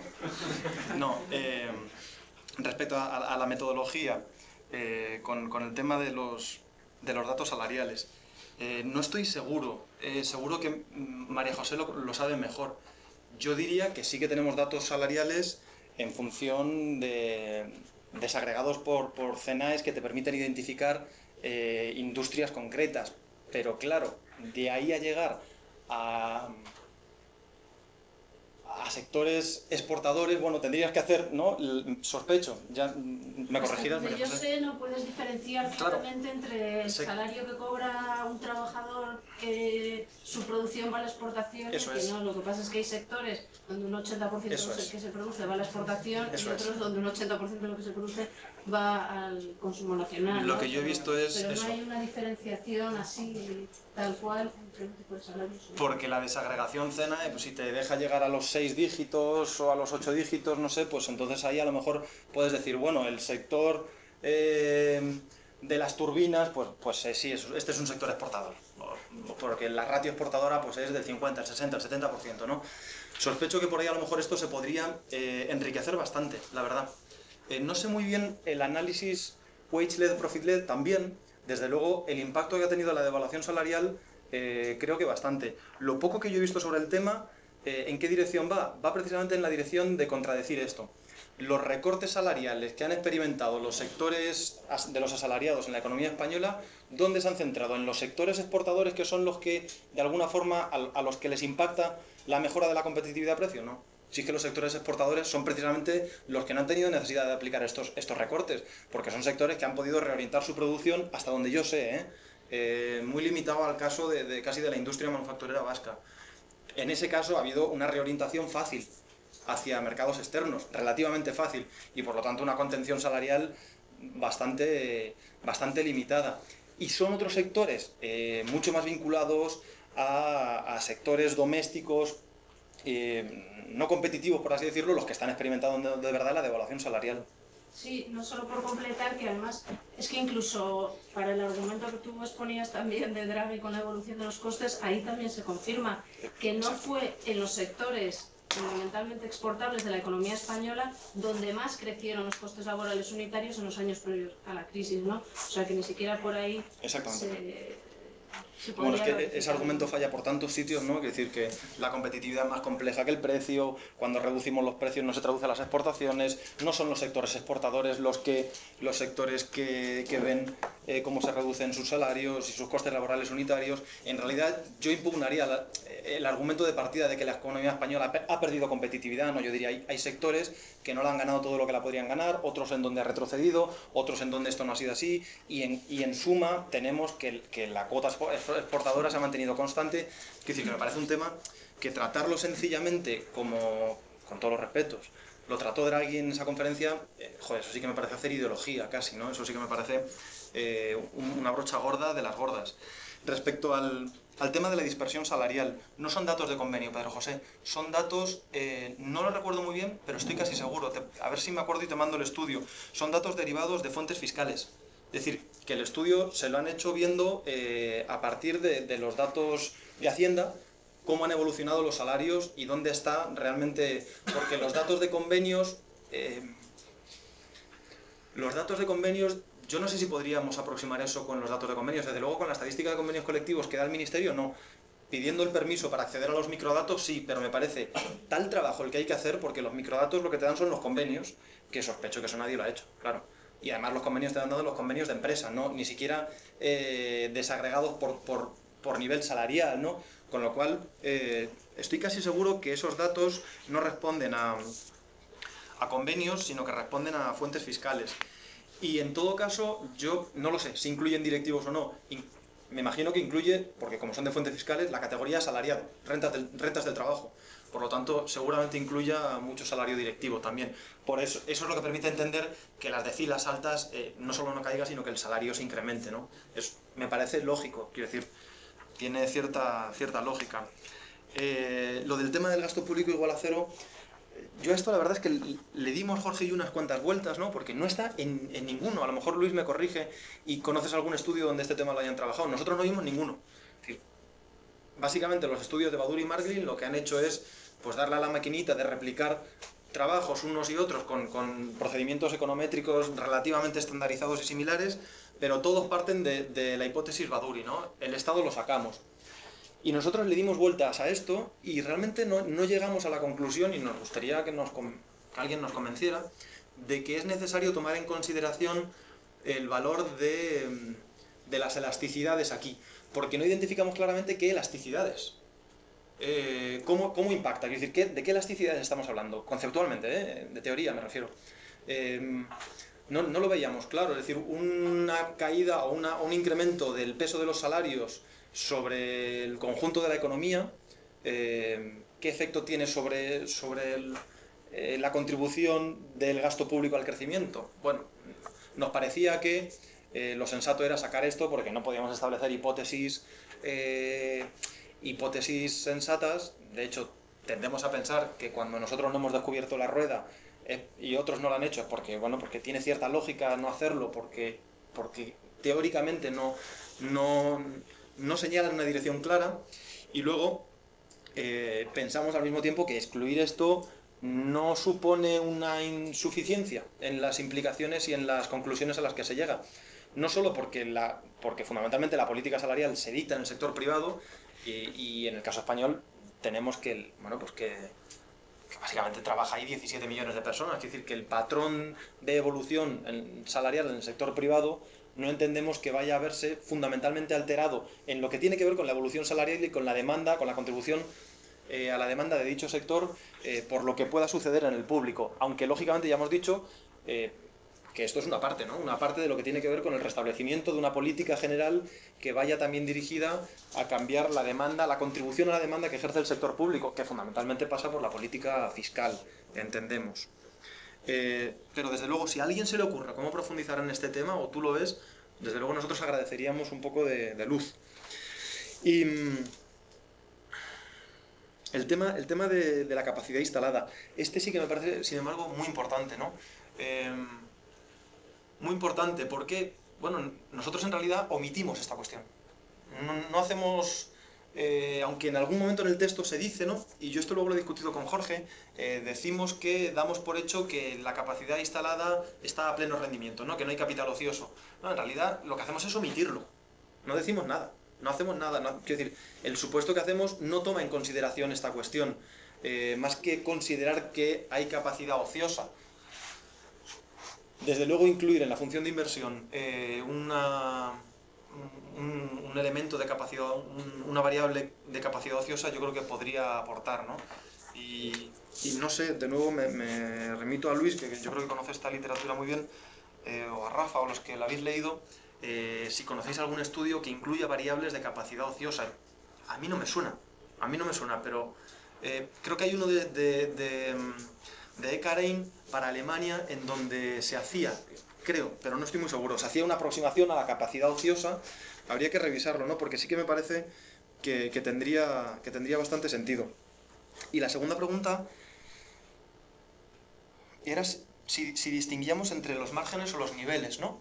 O sea, sí, la relación inversión-beneficio, lo que dispararía, digamos, la inversión, esa correlación positiva, que con el margen de beneficio o con el monto total de beneficio. Yo diría que con los dos, dependiendo del momento del ciclo. Es decir, lógicamente la rentabilidad como margen, ¿no? Como margen, constituye un determinante de la inversión. Hoy leéis fino, ¿eh? Pero en un momento dado de inversión del ciclo, ¿no? En el momento en el que el ciclo está llegando a su punto de inflexión máximo, ahí no solo importan los márgenes, que lógicamente tienden a volverse muy pequeños, sino también los montos. Eso diría yo. Seguramente yo creo que ahí Luis también... Sí, es que el sumatorio de todos los márgenes lo que te está dando es el grado de monopolio, que es el coeficiente que utilizan ellos, que es beneficio sobre PIB. Entonces es lo mismo, simplemente mirándolo a nivel de empresa o a nivel nacional. Exactamente, a eso iba, por eso venía esta función, ¿no? En la función de inversión, cuando aquí metemos la inversión, aquí metemos la renta y aquí metemos los beneficios, y en este caso aquí metemos los salarios, en realidad lo estamos metiendo todo en niveles. ¿De acuerdo? No estamos metiendo márgenes. Hay otros autores que meten márgenes, nosotros estamos metiendo aquí niveles, porque básicamente, o sea, estamos cogiendo el dato, la masa total. No sé si esto responde mejor a tu pregunta. Es decir, la renta total de la economía española, todas las variables están deflactadas, lógicamente, ¿no? Pero estamos cogiendo la renta total, estamos cogiendo los beneficios totales y estamos cogiendo aquí los salarios totales y la inversión total. ¿De acuerdo? Entendemos que de esa forma podíamos explicar mejor que como ratio el impacto, el vínculo que hay entre las dos variables. Pero de esto ya te digo, aquí nosotros tomamos esa decisión sabiendo que hay otros muchos trabajos que toman la decisión de meter la ratio, de meter el peso que tienen los salarios sobre la renta, ¿no? Verás los dos en la literatura. Sí.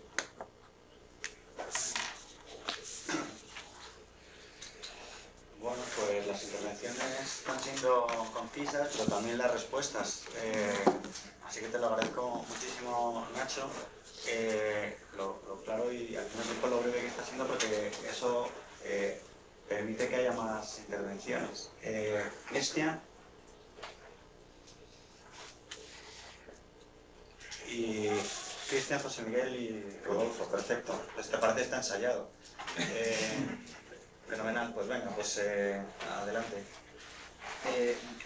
Bueno, el modelo de Badur y Marx, además de diferenciar entre economías wage-led y profit-led, diferencia entre economías cooperativas y no cooperativas. Entonces mi duda iba en torno a si vuestro estudio abordaba este tema o lo abordará, y en todo caso, ¿qué indicadores consideras apropiados para estudiar esta cuestión? Bueno, mi pregunta es un poco sobre el método. Yo no sé econometría, pero entiendo que para calcular las elasticidades se toman datos de entre 1960 y 2013, parece. Entonces, dado que este carácter de wedge profile puede cambiar a lo largo del tiempo, ¿cómo se tiene esto en cuenta? Porque a lo mejor los datos de la década de los 60 no son tan relevantes o incluso van en contra de la tendencia que se podría identificar cogiendo datos más actuales. No sé si ¿eso tiene algún sentido? Sí, sí, totalmente. Vale. Totalmente. Yo. Sí, les voy a opinar un poquito, no porque me parece una magnífica presentación, el estudio es profundo. Ahora, la pregunta es la siguiente, es pregunta y es comentario. Al final el trabajo, digo, para sintetizar y no alargarme, es la relación entre reducción de salarios, cómo afecta en forma directa al consumo y cómo afecta en forma a la relación inversa que tiene con la inversión. Si la relación inversa con la inversión hubiera sido positiva, se concluiría que reducir salario es bueno porque se incrementa inversión y si incrementa inversión se genera después un incremento de la actividad económica, por decirlo de una forma resumida. Ahora, si utilizamos conceptualmente la idea de que la reducción de la inversión, es decir, que la reducción de consumo afecta a la economía porque no hay demanda y si no hay demanda, con el peso que tiene el consumo en la economía, tiene un efecto en el conjunto de la actividad económica. En principio está claro, tú dijiste que un 80% de esos los trabajos terminan confirmándolo. Ahora, en el otro concepto, el concepto de acumulación de capital, si se produce una relación, en cualquier caso, produciéndose una relación inversa con la inversión, eso no necesariamente implica un crecimiento de la actividad económica, porque una economía que tiene problemas de acumulación de capital o de valorización, lo que genera, en definitiva, es un reemplazo también, y más en un mundo tecnológicamente cambiante como estamos, en un reemplazo de trabajo, por decirlo de forma clásica, como se hizo la criptomarxista, de trabajo muerto por trabajo vivo, con lo cual la implicancia final sería una nueva reducción del consumo y un nuevo proceso crítico en el proceso de acumulación de capital. Ese, digo, sería también un estudio interesante, saber cómo afecta esto el proceso de acumulación y valorización de capital. Ese era un poco mi comentario. Para escapar, y la pregunta sería esto, para escapar de los estudios tradicionales que se han realizado. ¿Se entendió la pregunta? Sí.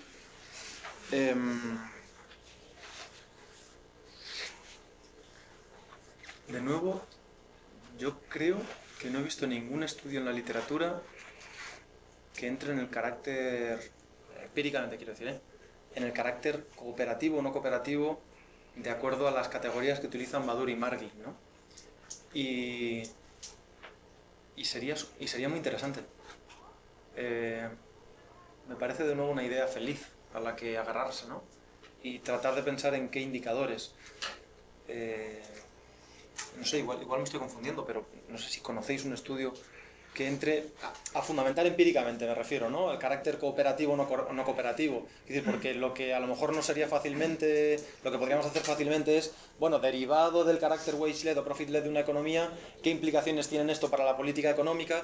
Pero yo creo que esa es una aproximación un poco más gruesa, ¿no? Un poco más, bueno, pues las implicaciones se derivan de una u otra, pero la fundamentación empírica del carácter cooperativo, o sea, así de entrada, te diría que me parece una idea feliz en la que no habíamos pensado, sinceramente, y en la que creo que se pueden hacer cosas interesantes. De nuevo. ¿No te acuerdas, Nacho, que Ricardo hacía algo de eso en la tesis? Sí.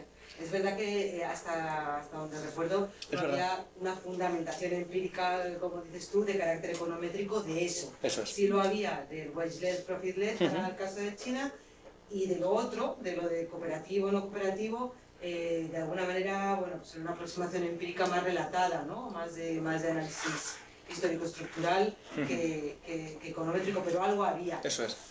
Pero quizá precisamente se quedó ahí, en ese tipo de análisis, porque no se hace. Es que yo creo que lo tienes un poco ahí, en esa I de la función de inversión, porque yo creo que la idea es un poco la de ver en qué medida, si imaginemos que es wage-led, ¿no? Entonces está teniendo un efecto positivo sobre la demanda de consumo, en qué medida luego ese aumento de la demanda de consumo tiene un efecto positivo sobre la demanda de inversión.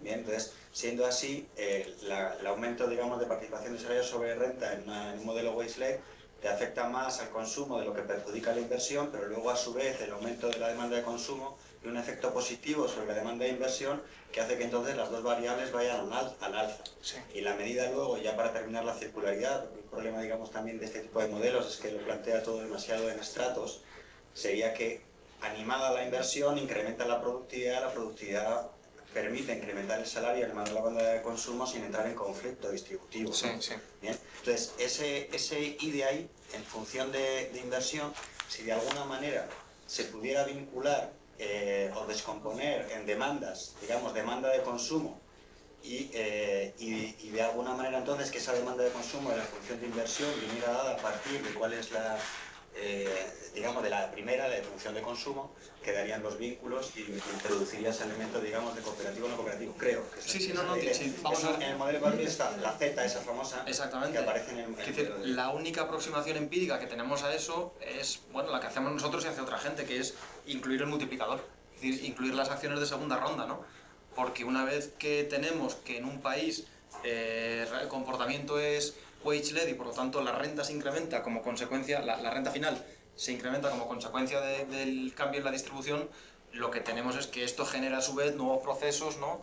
Multiplicadores, y por lo tanto ahí podríamos, pero decir, como, o sea, es que es interesante porque de alguna manera en la que no te sale profit-led no te sale en buena medida, porque lo que te está diciendo es que la inversión no está siendo sensible al cambio distributivo, responde a otros factores. Exactamente. Muy probablemente uno de los factores claves a lo que responde es el aumento de demanda. Un aumento de demanda de consumo que en buena medida que venga dado por el aumento de los salarios. Claro.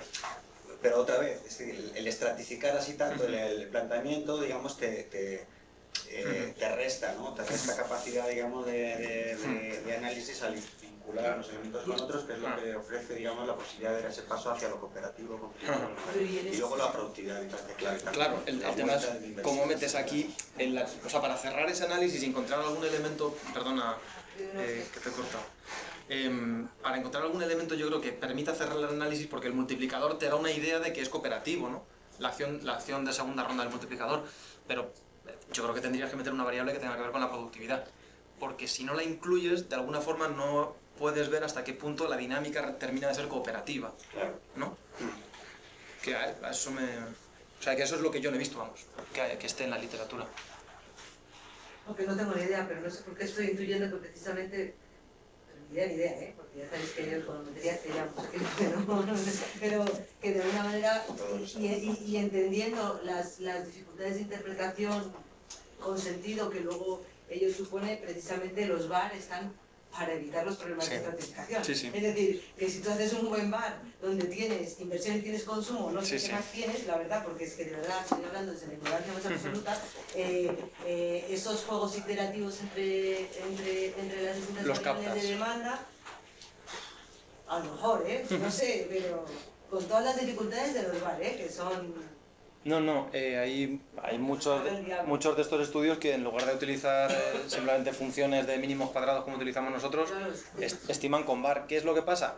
Que luego, claro, interpreta el sentido económico y teórico de lo que te sale, que ya no son elasticidades. No te sale. Entonces, pero te sale, te sale lo que te sale. Pero bueno, eso es. No, pero con esto quiero decir, es verdad, que te pierden lo de las elasticidades, pero el juego cooperativo no cooperativo O sea, es una intuición, una aproximación a eso. Sí, tienes razón, tienes toda la razón. Es decir, claro, o sea, vamos a ver, si Jorge y yo nos ponemos a hacer algo que ya han hecho 40 o 50 estudios y bueno, ¿y esto qué aporta en realidad, no? Bueno, pues se trata de hacerlo para las realidades periféricas, en particular para la española, ¿no?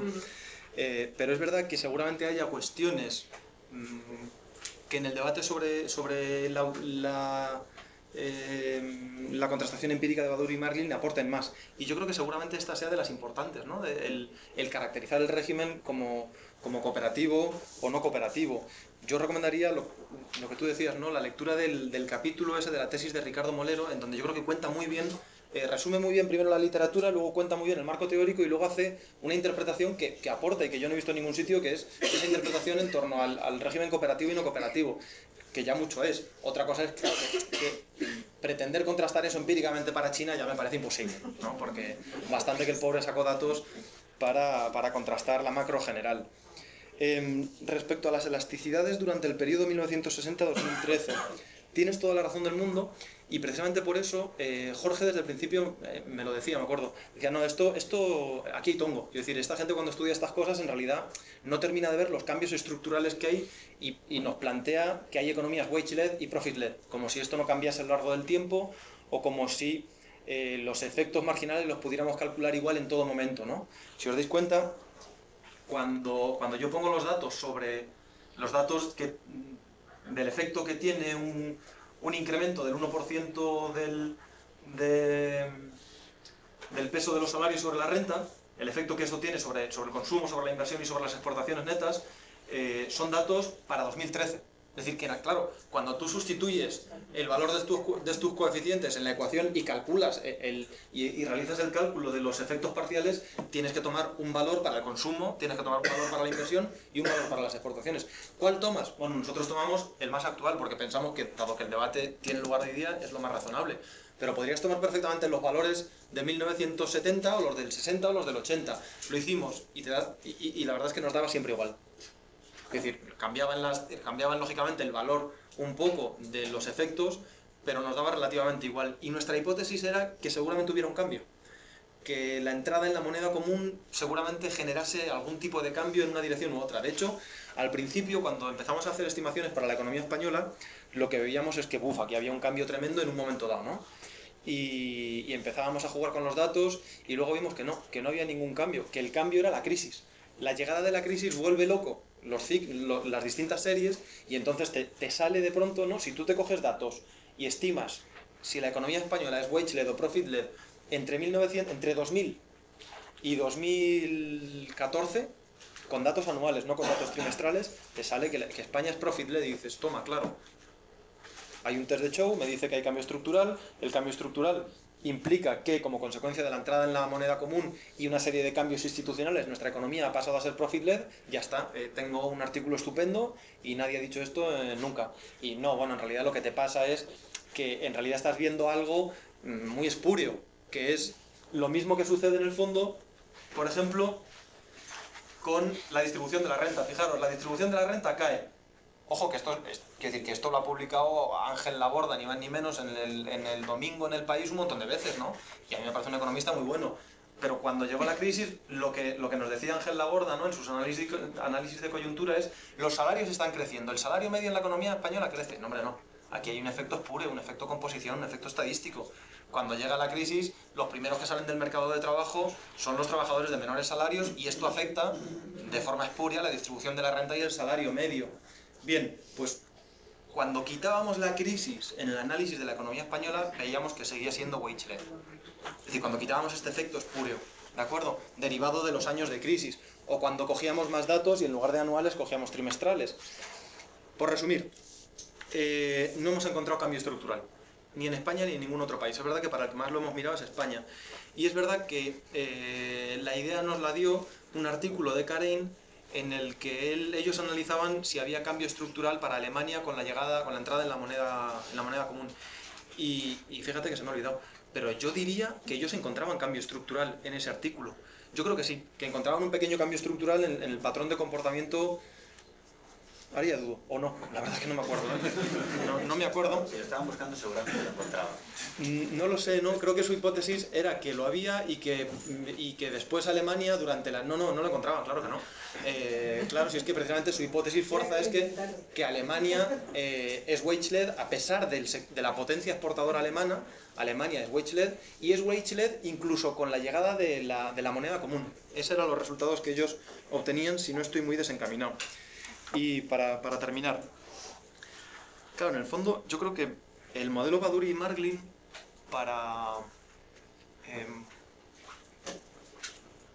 el modelo Baduri y Marglin yo creo que tiende un puente muy interesante entre la economía post-keynesiana y la economía marxista, porque establece la doble posibilidad. Establece la posibilidad de que una reducción de los salarios efectivamente siga el patrón teórico que plantearía Marx, que conlleva, por lo tanto, una mejora en los ratios de rentabilidad y, como consecuencia de ello, un crecimiento así de entrada, sin profundizar mucho, en la inversión y un restablecimiento, ¿no? Después del saneamiento de la crisis, un restablecimiento de los patrones de crecimiento económico, pero establece la posibilidad post-keynesiana. En un contexto de falta de demanda, el crecimiento salarial y una distribución de la renta más equitativa en favor de las rentas salariales se traduce en un crecimiento de la capacidad de consumo de la mayor parte de la población y, por lo tanto, en que esto repercuta no ya de forma positiva sobre la demanda agregada, sino sobre la propia inversión, como antes decía Rafa, ¿no? sobre la propia inversión. Y yo creo que establece esta condición de posibilidad para las dos opciones y resuelve la condición en el terreno empírico. No se me ocurre, la verdad, mejor resolución que el terreno empírico de esta doble posibilidad, porque en el terreno teórico, desde luego, ambas parecen posibles, ¿no? Pero engancho con una cosa que tú planteabas y que es interesante. Incluso en lo que tiene que ver, por llamarlo de forma un poco tosca, con la posibilidad marxista, ¿no? Con el camino teórico que enfatiza que una caída salarial sanea la actividad económica en un momento dado, restaura los márgenes de beneficios, impulsa el crecimiento de la inversión. Ojo, hasta ahí todo ha sucedido en la economía española en el curso de la aplicación de la devaluación salarial. Y yo añadiría además, y esto sin embargo no se transforma en un crecimiento de la inversión sostenida por varias razones. Y ahí entrarían, ¿no? Varios elementos que han sido planteados muchas veces en la literatura, que es que el vínculo entre mejora de la rentabilidad y mejora de la inversión no es inmediato, no es evidente, a diferencia de lo que planteaban muchas veces los clásicos. Responde a otros factores y a otros elementos, ¿no?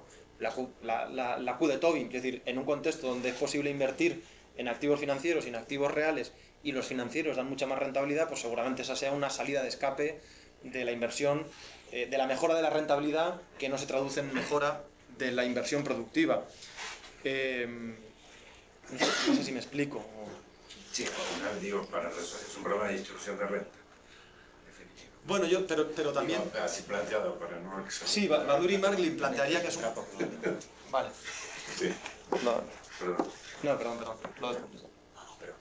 No, simplemente, o sea, que Baduri y Marglin plantearían no solo que es una cuestión de distribución de la renta, sino que en ese camino que tú planteas, que desde luego lo contempla Baduri y Marglin, hay algo que no está y que tú apuntas y que yo estoy de acuerdo, que es, simplemente, por resumir y por concretar, que la ecuación que se sigue de mayor rentabilidad, mayor inversión, no es evidente.